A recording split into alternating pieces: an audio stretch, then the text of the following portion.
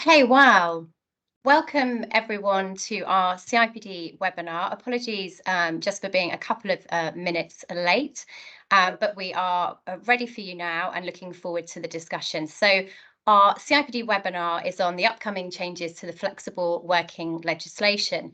So on the 6th of April, in just a few weeks, the new Flexible Working Act and accompanying day one right to request flexible working will come into force. So in this webinar, we're going to be exploring in detail the upcoming changes to flexible working rights, what that means for employers, and how to create flexible working cultures that support your organisational and employee needs. I'm Claire McCartney and I'm the CIPD's Policy Advisor for Resourcing and Inclusion and head up much of our work on flexible working. So I'm really delighted to be your chair today and I'm very much looking forward to the discussion. So we've got some great panellists lined up for our discussion today, including our Chief Executive here at the CIPD, Peter Cheese, who co-chairs the Flexible Working Task Force with the Department for Business and Trade. We hope also to be joined by Tony Mulkey, who's Assistant Director at the Department for Business and Trade. And we also have with us Charlotte Lack, who's Employee Relations, Occupational Health and Policy Manager at Eon UK. So a very big warm welcome to our panellists. So please do get your questions to our panel as they speak. And we've reserved a good amount of time at the end of the webinar to answer as many of these as we can. Just to flag with you, we won't be able to respond to individual legal specific questions, but you can make use of our HR Inform helpline. So before we get into our discussion today, I'm just going to do a little bit of housekeeping with you. So just to let you know, this session is being recorded and will be available on demand through the webinar section of our CIPD website. Please do submit your questions to the panel in the Q&A box. We're not going to be monitoring the chat box, so do put them in the Q&A box. As a reminder, again, CIPD members can get individual legal advice, so do call our HR Inform helpline. It's available 24/7. CIPD members in the UK and Ireland can also access our Wellbeing Hub and helpline.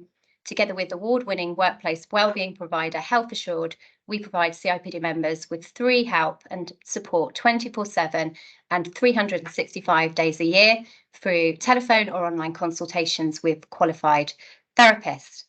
Members can access the phone number and the online services through the membership's benefits webpage, and you'll see more details about this at the end of the session as well. So before I hand you over to our first panelist, I'd like to just say a little bit more about our work and resources around flexible working, and I know that Peter will expand on this further. So we've been helping to support positive change around flexible working for several years through our work with the Flexible Working Task Force, our responses to government consultations and calls for evidence, our Flex from First campaign and practical resources for our members. And actually, we've just updated all of our flexible working resources, which include a fact sheet and law page, employer guide on planning and managing flexible working, guidance for managers and employees on requesting flexible working, and we also have a really good practical toolkit, cross-sector case studies. So please do make use of these resources alongside helpful guidance, which we'll be launching on April the 6th from the Department for Business Trade and also from ACAS as well. Now, our research shows that 2/5 of UK employers believe the right to request flexible working legislation has been effective in increasing the uptake of flexible working in their organisation. So making it a day one right should further bolster its effectiveness by increasing access and uptake more widely.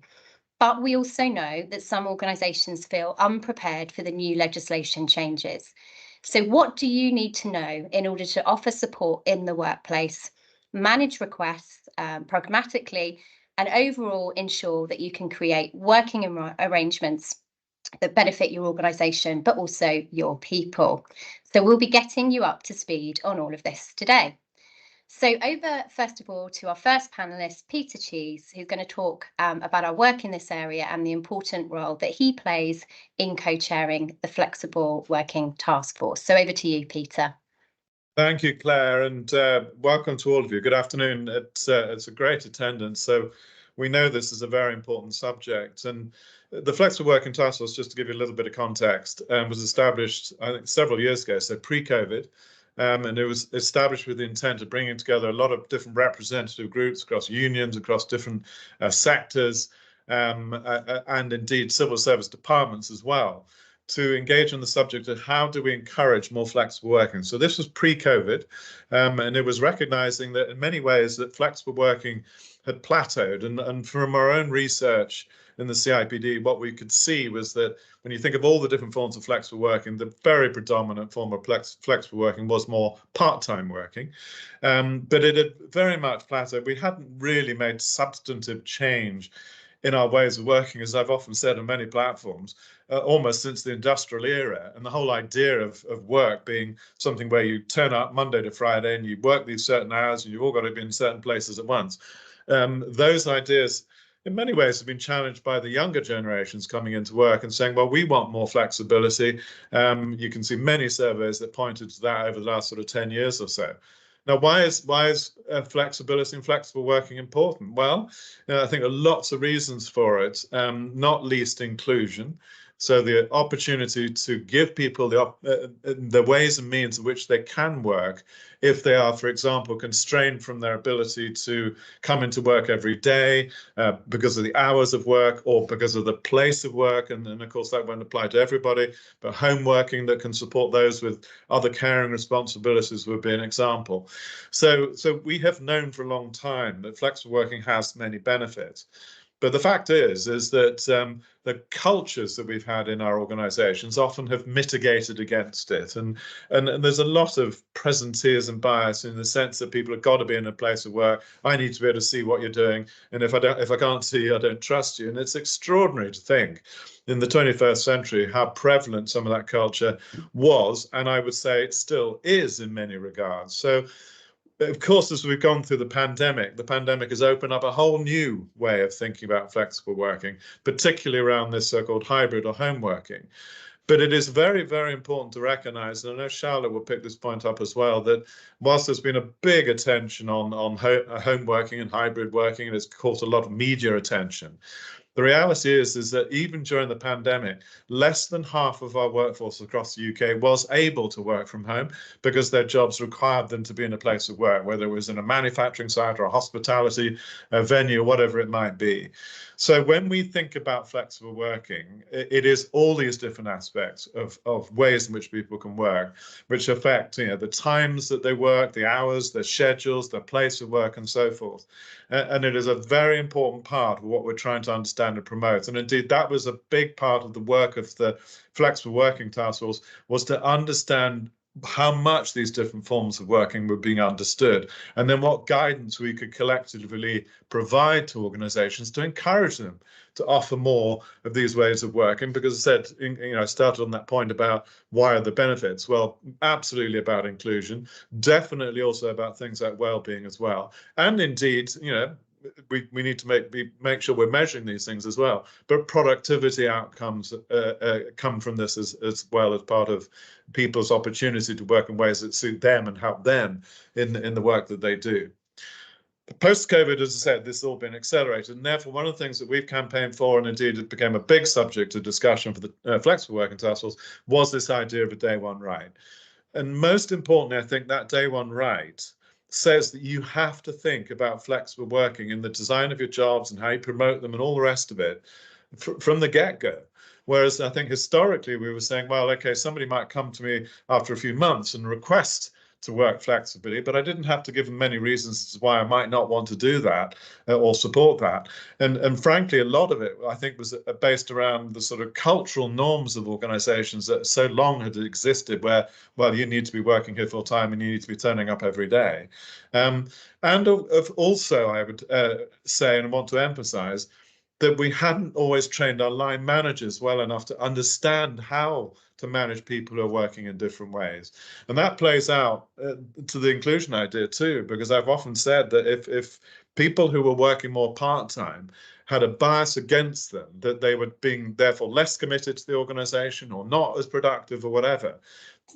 We have to address those challenges, and we've got to train line managers to do these things properly, to really embed a culture of more flexible working and make sure that people are not disadvantaged because they're not always visible, or they're working part-time, or they're working compressed hours, or whatever it is. So this is part of a cultural change as well.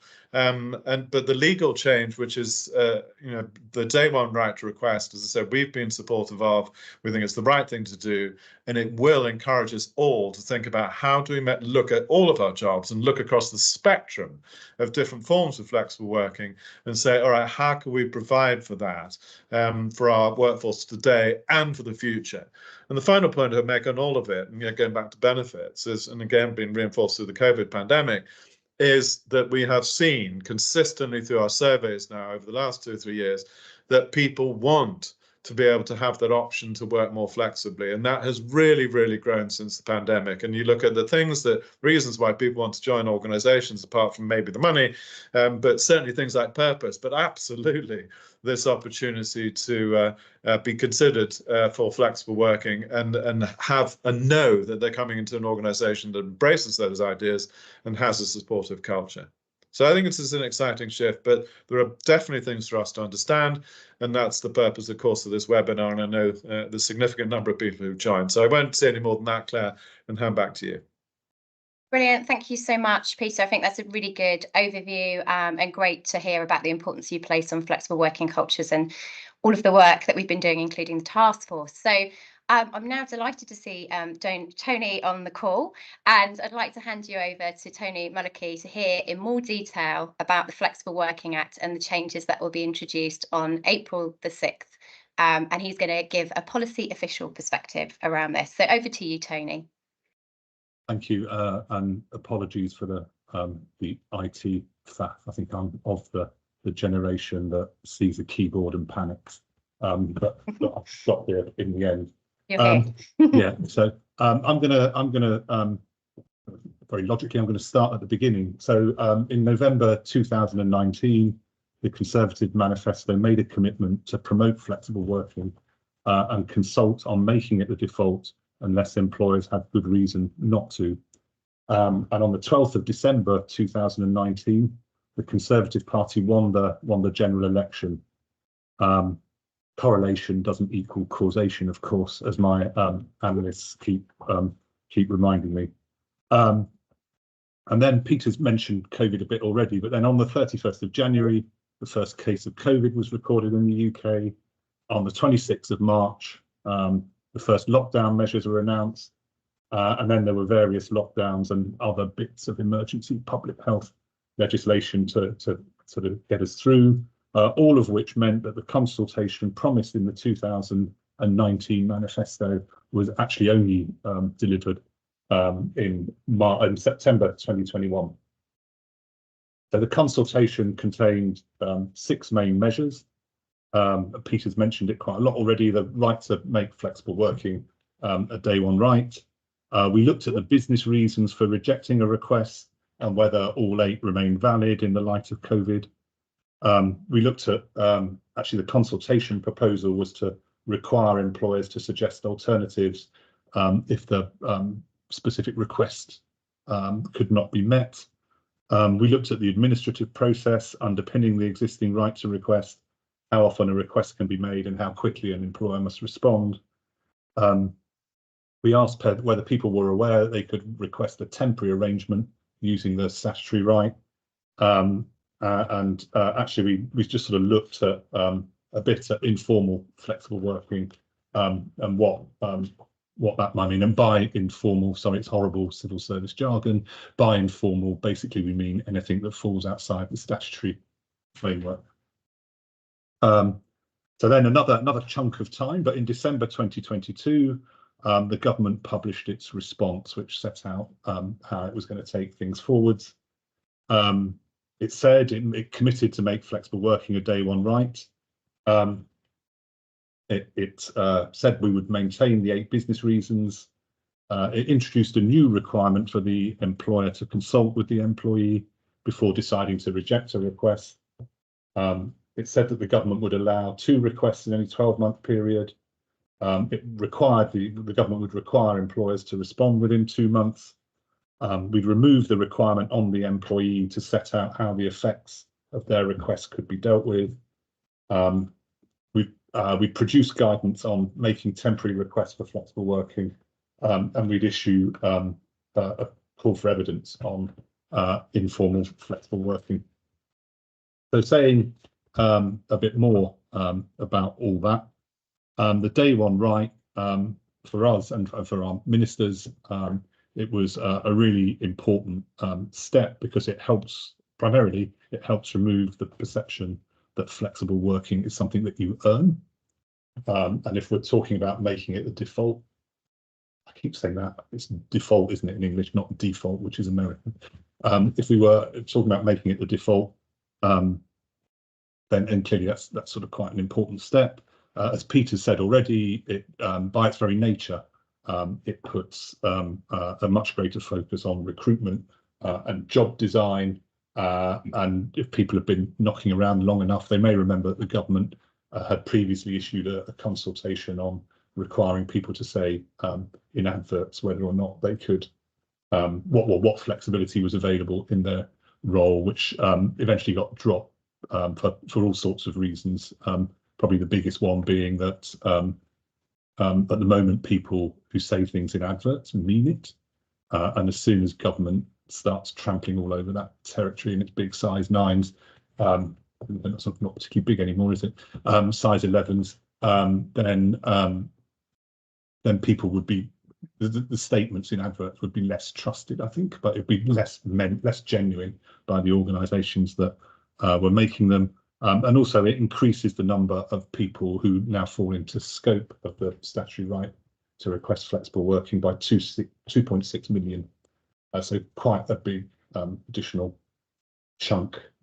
We looked at the business reasons. There was no clear consensus. If you weighed these things, people were hugely in favour of reducing the business reasons. But actually, when you looked at the argument, there was no consensus around which you might remove.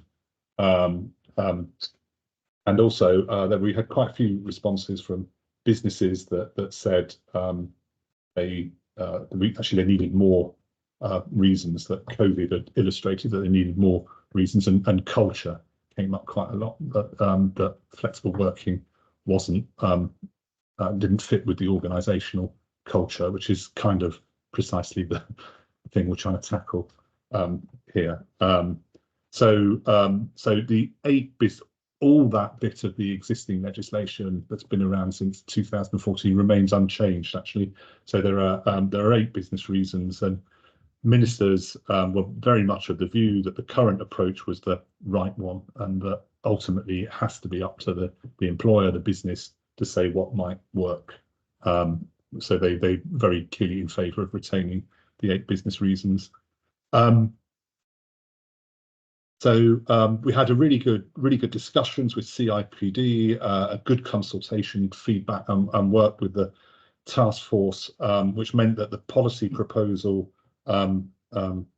requiring the employer to suggest alternatives, which I shudder to admit was my idea, was consigned to the waste paper basket very quickly, and an alternative approach was developed, which looked at requiring the employer to consult before deciding to reject a request.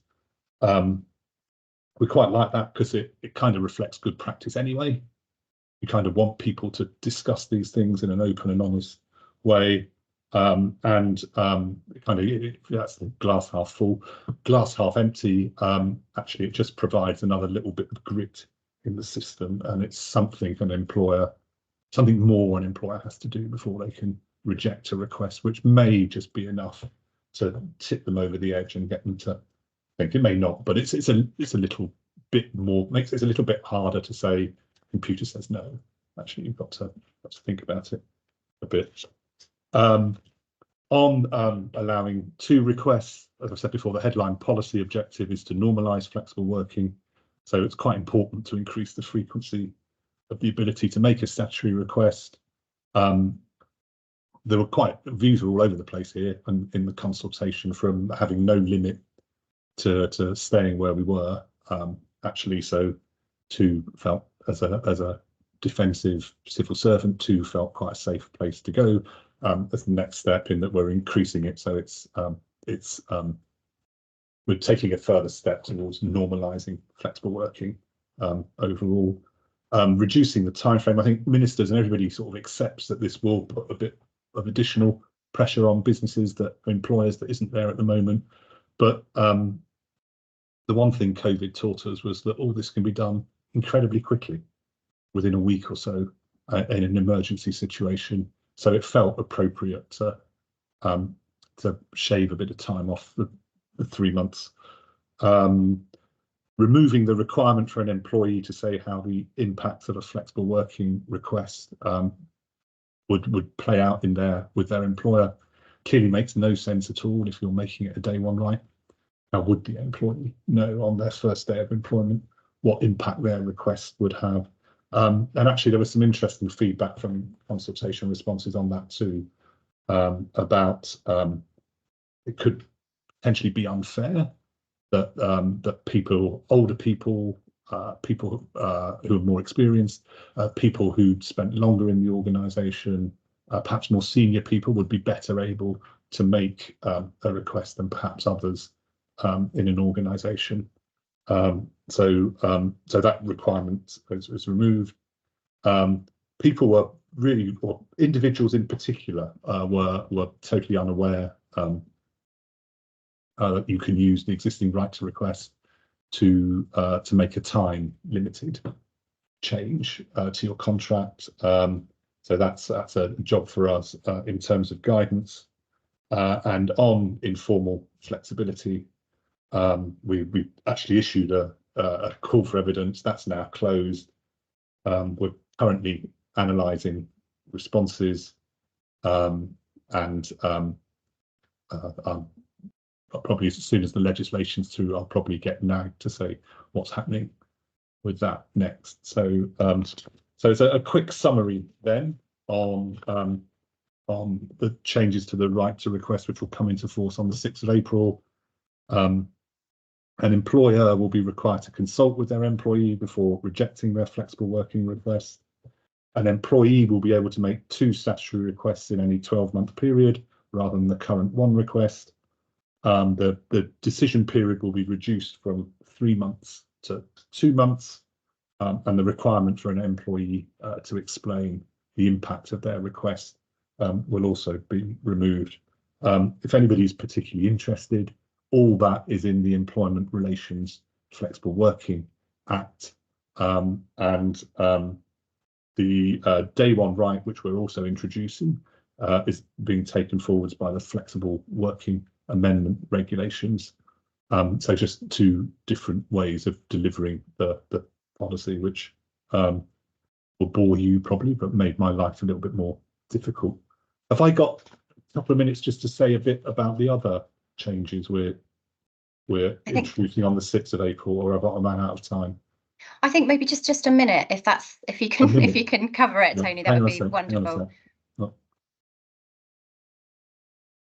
So we're introducing on the 6th of April the new right to carers leave will come into force, which gives all employees from day one a right to 1 week's unpaid carers leave.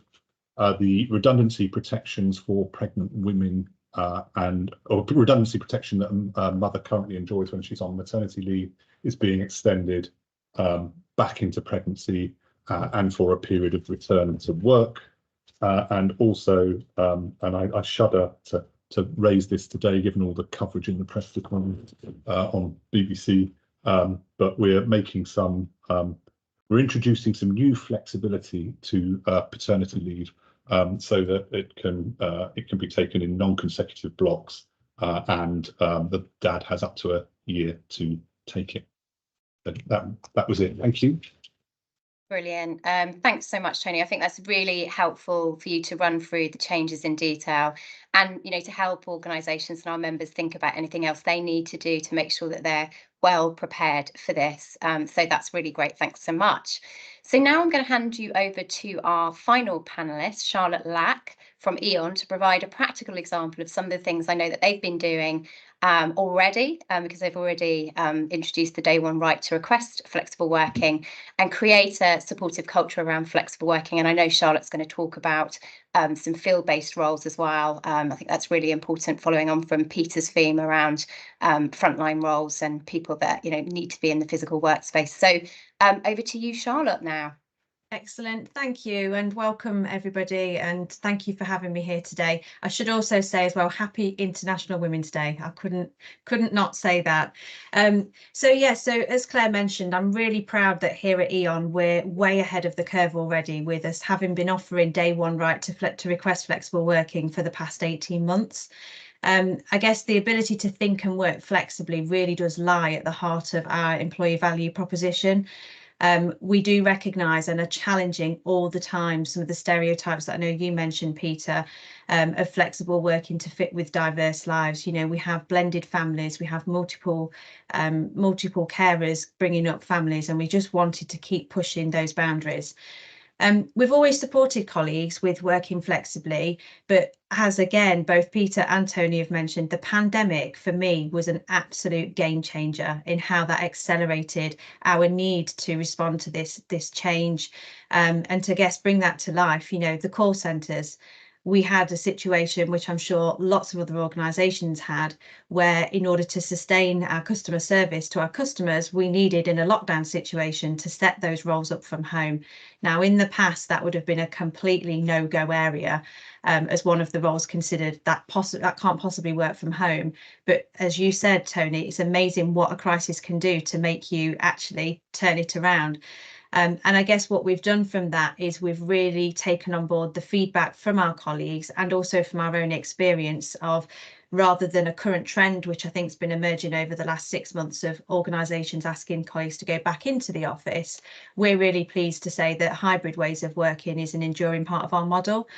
So our call centre agents, for example, they typically work 2 days in the office and the rest remotely. So I guess just to call out some of the other things that we've done here at E.ON, we've chosen to move away from lengthy policies and procedure documents and instead introduce some high-level principles. So just a couple to call out that might be helpful to share is we adopt a flexible first approach from day one. All our roles are open to some degree of flexibility and for all colleagues. So what we say is that when, where and how we work is focused on optimising the outcome. And we tend to think of our offices more now as resource centres. So we have a principle around we travel for purpose. And I was saying to Peter earlier that, I think, again, returning to the office post-COVID, there isn't this stigma of, oh, I'm an office day, therefore I must get there for 8:30 and I mustn't leave before 5 o'clock. That presenteeism culture has really shifted. So not surprisingly, again, we really believe in gender equality and that both parents and caregivers are equally important in bringing children into the world. And we wanted to do much more to actively support our working fathers and secondary caregivers. So on the 9th of January last year, we were really proud to have introduced equal parent leave. And what this has meant is that the enhanced maternity package that we offer our maternity leavers of 18 weeks full pay, we've now mirrored that for the secondary caregiver. And a year on, I'm really pleased to say that we've had an amazing take up of 124 colleagues, mostly men, working fathers, that have taken that leave. And again, there's been a real mix of people from different roles, different levels of the hierarchy. And again, something that you mentioned about the pending change with paternity being given more flexibility of how you take it rather than 2 weeks together. We again give everybody flexibility to work with the business to say you might want to take it in a block of 18 weeks or you might want to phase that out over the course of a year. And we are seeing a real mix of how people are taking that. So again, I think you mentioned some of this earlier, Peter, but for me, just to call out some of the business case for change. I think there are so many reasons as to why working flexibly is quite simply the right thing to do. But I guess some of my own observations, it really does help to boost colleague engagement and productivity. And if I think about some of the, again, life decisions that people have made since COVID, so I don't know whether anyone else has heard this, but there's almost been a dog pandemic. You know, how many people bought dogs during COVID? But on a serious note, you know, isn't it great that we can work in a more flexible way that's afforded people that flexibility to, you know, do those things that might be increasing their well-being and making them more productive and happier at work. It's also helped us to attract from a much broader pool of talent. So no longer are those geographical restrictions where it was a case of needing to be in a commutable distance to the office. We've been able to fish in a much broader pool because we can offer people to work remotely. We also offer enhances career development. So in the first 6 months here at E.ON, when we advertised all of our roles as flexible, we saw internal promotion rates doubling and lateral moves went from 5 to 17%, which is just fantastic. It really does support modern families. So for me, you know, people have got diverse lives and we quite simply need to keep up. It really does support with the gender pay gap. So moving away from flexibility being seen as typically the role that the woman would have applied for, with taking the main caregiver role of raising a family and part-time, it's starting to put all careers and roles on a level playing field. It also helps those people who have previously struggled to manage their underlying health conditions to maintain a better level of attendance. So this was, again, one of our key learnings from the COVID pandemic, was we found that people that maybe had conditions such as IBS or were struggling with menopausal symptoms, through working more flexibly, they've been able to sustain a better attendance at work. In my excitement, I did miss out one of the key things that I was going to talk about. So I'm just going to flip back over and talk to you about one of the examples that I know, Claire, you're keen for me to share, which is we've been able to show here at E.ON that working flexibly really can be done in those areas that arguably are the hardest to reach, and that's the field. So we have a huge field force here at E.ON with over 3,000 colleagues. And last year we were really proud to be double award winners at the Working Dads Employer Awards, citing one of our real examples, a chap called Manny, who's a meter tech in the field, and he found himself in a situation where his marriage broke down, and overnight he became the sole carer responsible for his 2 young children, and he wanted to be able to drop the children off at school and pick them up again. And through working with his team leader, we were able to make that happen for him.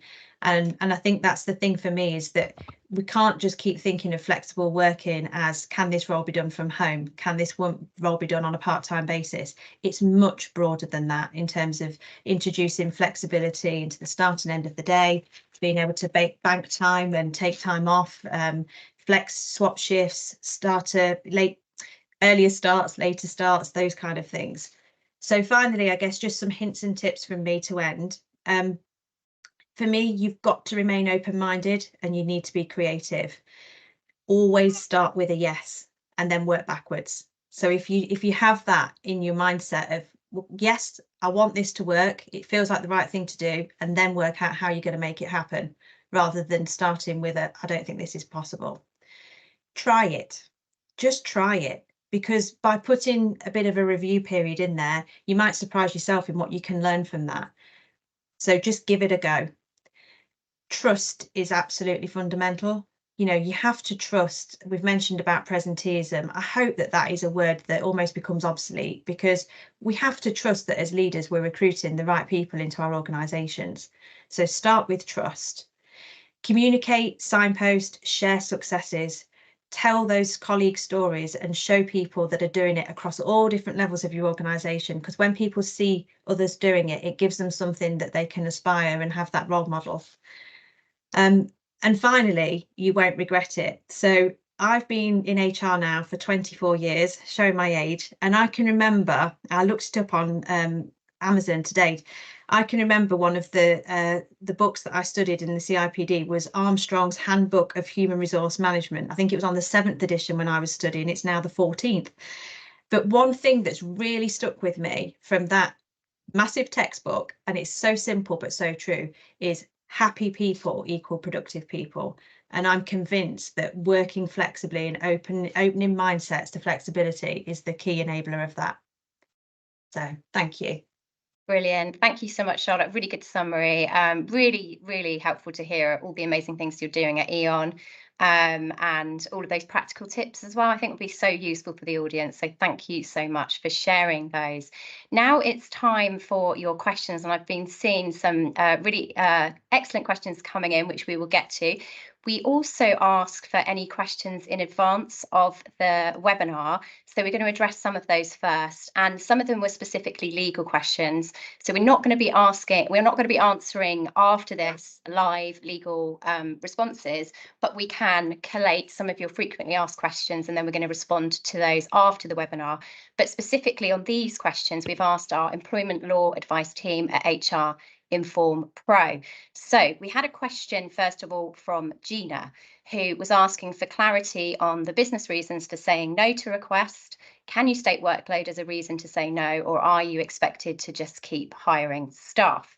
So our response from our colleagues at HR Inform Pro, you can't just say no, you have to take the employee through the procedure, consider the request reasonably, and if you're refusing, base the refusal on one of the 8 prescribed reasons. Workload is not one of the reasons, but inability to reorganise work amongst other staff is one, but this is not the same as workload, and refusals must be based on the correct facts. So that's the response coming in for you, Gina, around that. Hannah asks, with the upcoming changes to the reduction of time to respond to a request from 3 months to 2 months, is this timeline inclusive of trial periods, or is this the timeline to respond to the initial request, whereby the outcome may be a trial? So in response to that, it doesn't include the trial. The 2 months is just to get to an outcome, including appeal. And then the final question that was asked in advance is from Jacqueline, and she asks, how does it work if the question of flexible working is raised at interview stage? Does this need to be considered as a request at the same as it would if the person was employed? So the response here, the candidate is not an employee at interview stage, so doesn't have the right to make flexible working requests. They can only make a request once they're an employee. There's a risk that an unsuccessful candidate who raised flexible working at the interview could make a claim, but the only law that covers recruitment is discrimination, so they would have to connect the flexible working point to a protected characteristic and make their claim around that.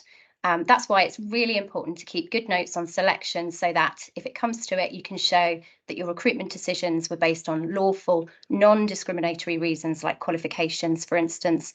A typical response would be that you fully comply with flexible working laws and will deal with all requests from employees in the required manner. We also had a question from Michelle, who was asking, and I've seen in our questions live here, there's quite a few questions around this. Who was asking about timescales in conducting the flexible working meeting. If the employee was then to appeal the decision, what are the timescales in relation to this? So I thought I'd just come across to you, Tony, to say a little bit here from a policy official perspective, not from a legal perspective. So Tony. Yeah, so one thing I didn't mention when I ran through my kind of notes was alongside all of this sits an updated ACAS statutory code of practice on flexible working, and that's now published, so you can go and look at it. That's very clear on this, actually. That says that the whole process, including the appeal, needs to be concluded within the 2-month period. So, and that's a statutory document that has force in a tribunal. Brilliant. Thanks, Tony. That's really helpful. So we've also had a question, and I thought I'd bring this over to you, Charlotte. Laura asked, how do you enable flexible working arrangements for frontline staff, making these roles more attractive? Now, we've already heard a little bit from you about what you're doing, but I just wondered whether you might want to elaborate a little bit more. Yeah, I think it is just having that, as I say, flexible, open mindset to it. So, you know, we're leading the energy transition here at E.ON. We need to be as attractive as possible in the market to recruit the best talents. So it's kind of a no-brainer that we just have that flexible mindset and approach, because as we've shown with many examples in the field, it doesn't have to be. We know there are some basics, fundamentals that we cannot have a field engineer working from home because they've got to go in the van and go to customer properties. But there is so much that we can do. Like I say, be that just, you know, giving somebody a slightly later start time such that they can go and drop off the children, or you know, go and look after their caring person. And again, on the flip side of that as well, being able to swap shifts maybe with a colleague, or work a bit extra on a few days and then take that time, bank it, and then use it the following week. So it's just working with managers to help them to remain open, and having that, as I say, that start point, if the start with yes and then work backwards. Brilliant. Thanks so much, Charlotte. And I thought I might just come in as well, because we've got a few examples from different sectors here around frontline flexibility. So we worked with one organisation which was providing greater notice and control over shifts in retail. And they trialled this, providing advance notice of shifts, giving more workers a stable core schedule, and introducing a mobile app where workers could swap shifts without supervisor sign-off. And they found that sales in stores with more stable scheduling increased, as did labour productivity. So I thought that was quite an interesting example. And then one more from manufacturing, which I think can be a challenging sector. So a manufacturing organisation found that having a team of multi-skilled workers within the department meant flexible working could be accommodated more easily, because employees could be flexible according to the business need and skills required. And the organisation aims to develop skills in employees who are on formal flexible working arrangements, so that they're able to work in a range of different roles, making it easier to be flexible. So just a couple more examples there for people to think about. But I think you're right, Charlotte. Sometimes it's about trialing and piloting, isn't it, really? Absolutely. So I'm wondering whether I can come over to you, Peter, around, you started to talk about the importance of line managers. I just wondered whether you could say a little bit more about the role of line managers in supporting flexible working and making approaches successful. And then I'm going to come to Tony with a couple of more specific questions that have come through. Yeah, no, absolutely, and Charlotte touched on this as well. I mean, using some of those examples, actually, this is where we're trying to empower managers, for example, to work with their teams on shift swapping and arrangements like that. Whereas I think so often in the past we had this idea that, no, I will tell you what you can and can't do. And what's interesting to me on that is that sort of sense of a degree of control, what we sometimes talk about autonomy, and the ability of individual employees to be able to work with their teams and within their teams and be empowered to do that, is actually a very important part of overall engagement as well. But it very much plays to your point, Charlotte, that you made, and I touched on as well, about this idea of trust. So, you know, I think so many cultures in the past, command and control, here are all the rules, you work when I tell you to work stuff, did not speak of a trust of our people. But, you know, along with trust, there's also got to be a degree of competence. And as I said, the reality, I think, in so many organizations historically is we have not trained line managers well enough to understand how to manage more diverse teams and more diverse ways in which they work. And examples like, as I touched on, this point about an inherent bias, because if I'm biased towards the idea that, well, this person is working really hard, they're always in the office before me and they're always in the office after me, therefore they must be committed or whatever, or more productive. So we have to teach managers much more about looking at things like the output and the outcome of what people do, and then being able to trust them with their teams to support some of these more flexible ways of working. But yeah, maybe you would want to comment on, well, I'm sure you will have some views yourself, Charlotte, and what did you have to do to really drive forwards over these last couple of years or so, these ways of really embedding more flexible working and training managers to understand how to deal with these sorts of questions? So, yeah, I mean, I completely agree with everything you've just said, Peter. And I think, you know, to accompany that mindset shift, we do an awful lot of upskilling of our line managers, because, again, in some areas of the business, those line managers can change quite frequently. So it's about making sure that, you know, because I've always said it shouldn't ever feel like a lottery as to which line manager you're with, as to whether you have a positive experience or not. We want to have a consistent colleague experience. And again, through our EVP, we try and approach everything through the lens of the colleague. What does the colleague journey look like? So making sure that it is consistent, and we've got huge diverse networks in place as well. So I think they've been really instrumental. So the Working Parent Network, again, being able to invite people, have sponsorship of those by senior leaders. So again, it's kind of walking the talk, as well as just, rather than just saying it, we're actually giving examples, sharing and showcasing those stories with our colleagues. But absolutely, it's something that you have to continually work at all the time to make sure that that experience is more consistent for colleagues. Yeah. Brilliant. Thanks so much, Charlotte. It's really helpful. And Peter. So just a few more specific questions, Tony, and again, coming from the policy official perspective, not giving legal advice, but one question says, do all organisations nationwide have a legal responsibility based on the current and updated law to follow this guidance, even if they don't have an internal policy related to flexible working? Are there any organisation sectors that don't have to adhere to this? A very quick answer to that is no. It's kind of the law. You have to do it. The comfort blanket, if you like, if that's how you're looking at this, is around the business reasons. So people don't need to accept flexible working requests where there are good business reasons not to. But also it's Great Britain. It's not Northern Ireland, is it, Tony? Applying. So employment law generally applies to Great Britain. So England, Wales, and Scotland, and not Northern Ireland, who do their own thing. Thank goodness, quite often they do the same thing, but that's up to their government, which they've got now. Brilliant. Tony, I'm not sure whether you've got whether you can respond to this question. How will the 2 requests work for those staff who have already had 1 request in the last 12 months? From April, will it reset and all employees will have 2 requests from that date, or will we need to look at previous requests too? Yeah, so I do know the answer to this, but I can't, because we asked the same question with our lawyers when we were going through the legislation. Unfortunately, I think it's probably an age thing. I can't quite drag it up to the front of my mind. So rather than giving a rubbish steer, I'll send a note back. But it is That's fine.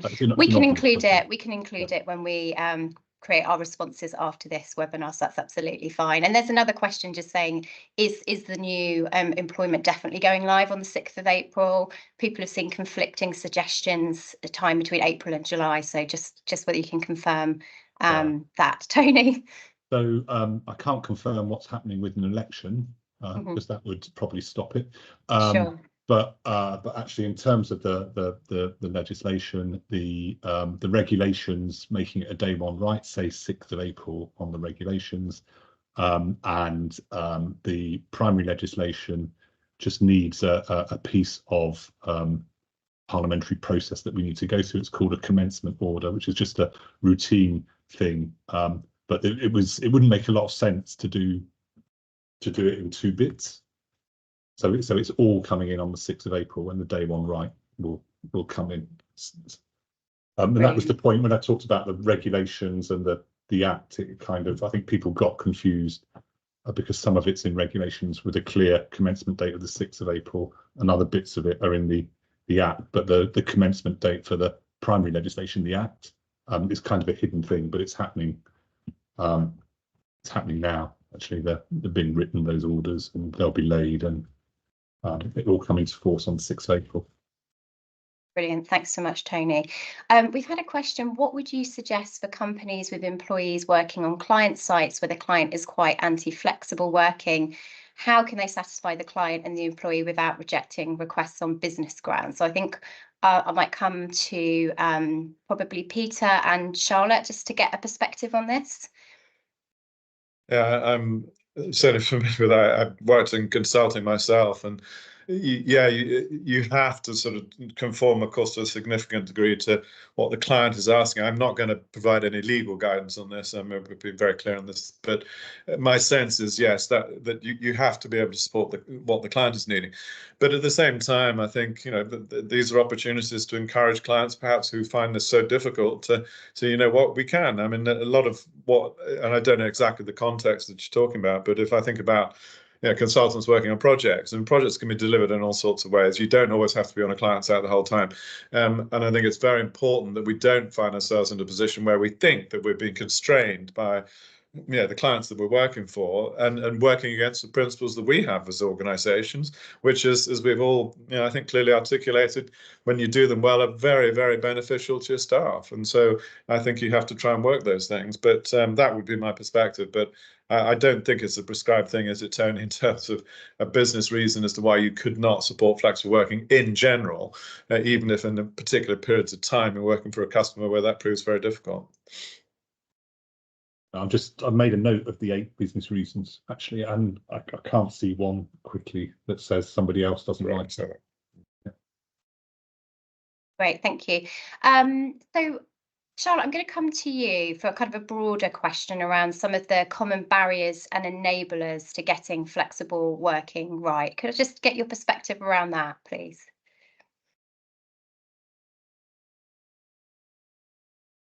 I think Charlotte has. I'm so sorry. Oh, you're there. My team's just completely dropped out then. So apologies. That's all right. We can hear you, Charlotte. You can hear me okay? Yes, that was really bizarre. Yeah, so a bit like nothing much to add really to what Peter said, because obviously the customer does have to come first, but I would say try and look for small wins, because it just feels like they need convincing. And if I think about, you know, the way that we're doing this, okay, we've had a few technical issues this morning, but generally, you know, how much more productive can things be when they're done in a Teams environment, on, you know, a remote meeting, as opposed to being in the room, the time and cost that can be saved in travel, and, you know, that can be recycled into being more productive. So maybe just test and trial a few little things that might slowly start to change their mind. Brilliant. Thanks, Charlotte. And I was just Sorry asking you about that. That's all right. As we dropped off, I was just asking you about any tips around common barriers and enablers to getting flexible working right as well. Yeah, I think some of the barriers that we've been speaking about, you know, the fixed mindset, the presenteeism, the not being creative enough, and you just have to be more open to it. And I think, you know, you were mentioning a lot earlier, Peter, about the world has changed. It's changing faster than ever. You know, if we want to keep recruiting the best talent, retain the best talent, we've got to do this. We just have to. And I almost feel like the legislation is becoming redundant, because, you know, things like us introducing equal parent leave, I'd love to think that will be a new piece of legislation soon, that no longer are we talking about maternity leave and 2 weeks of paternity, but instead we're talking about equal parent leave. So I think it's just trying to stay ahead of the times, and ultimately I keep coming back to it, but if your people are happy, they're going to be more productive, and that's surely good for business. Yeah, brilliant. Thanks so much, Charlotte. That's okay. So we just, and actually kind of linked, because you were talking about parental leave and paternity leave. Someone's just asking specifically, Tony, the paternity leave change, not having to take the weeks as a continuous block, etc. Is that expected to come in on the 6th of April? So it came in today, actually, so that you can apply today and take your leave under the new arrangements on the 6th of April. It's all to do with notice periods. Brilliant, thank you. It's actually enforced today, but in terms of applying, taking your leave, it works from the 6th of April. Excellent. Okay, that's really good. Well, I have to say that we are nearly at our time, but I just would like to say a really big thank you to all of our excellent panelists today, to Peter, to Tony, and to Charlotte, and also a really big thank you to all of you watching as well for all of your excellent questions.